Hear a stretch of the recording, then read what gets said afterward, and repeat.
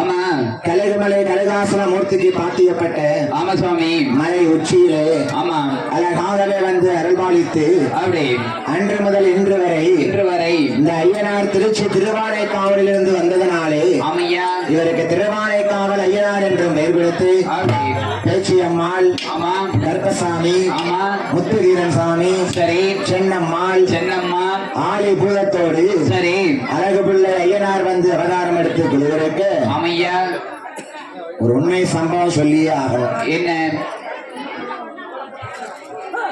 3 வருஷத்துக்கு முன்னாடி கொடை நடக்க போதுன்னு சொல்லி எனக்கு உத்தரவு கொடுத்தாங்க. ஆமா நான் எந்த ஊர்லயும் வில்லு பிடிக்கல. சரி முத அரங்கேற்றம் பண்ணது நம்ம பசும்பொன் நகர் முத்துமாரியம்மன் கோயில். ஆமா கழுகுமலைக்கு அடுத்தால பசும்பொன் நகர் முத்துமாரியம்மன் கோயில். சரி அங்க படிச்சு ஒரு சின்ன பார்த்திருக்காங்க சரி அப்படின்னு தெரிந்து பயத்துல உட்கார்ந்து இருந்தேன். ஆனா என்ன அந்த நாளையில என்னையா என் நாய் பேச்சியம்மா கழுகுமலையை விட்டு எங்க வாரா திருநெல்வேலி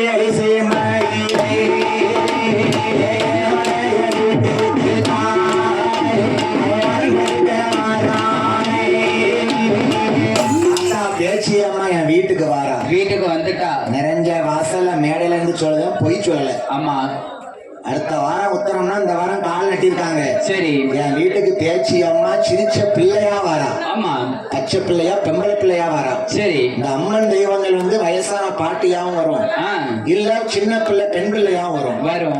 இவ சின்ன பிள்ளையா இன்னைக்கு இந்த ஊர் கூட்டம் போட்டு உத்தரவு கால் நாட்டிருக்கு. அன்னைக்கு நைட்டே என் வீட்டுக்கு வந்து கலன்னு சிரிக்கா. என்ன ஆனா அவ கண்ணை பார்க்கல. சரி கண்ணு சூரிய பிரகாசமா இருக்கு. சிரிக்கிறத மட்டும் நான் கண்ணாவு கண்டுட்டு இருக்கேன். விடிய காலம் எந்திரிச்சு கேட்டேன், என்ன? நான் சந்தோஷமா வெள்ளு படிக்க வாரேன். பங்குனி உத்தரத்துக்கு பேச்சியம்மா நான் யாரோ இங்க எனக்கு குலதெய்வமா? சரி இல்ல கிடையாது. நான் எங்கேயோ பிறந்து எங்கேயோ வளர்ந்து எங்கேயோ இருந்துட்டு இருக்கேன். வந்திருக்கேன். அவ என் வீடு தேடி எனக்கு அவ காட்சி கொடுத்துட்டு போறா. ஆமா அப்ப அந்த பேச்சு சாதாரண பேச்சியா? என்ன? இன்னைக்கு நான் பேச்சியம்மா படிக்கும் போது லேசா புள்ள இருக்குது.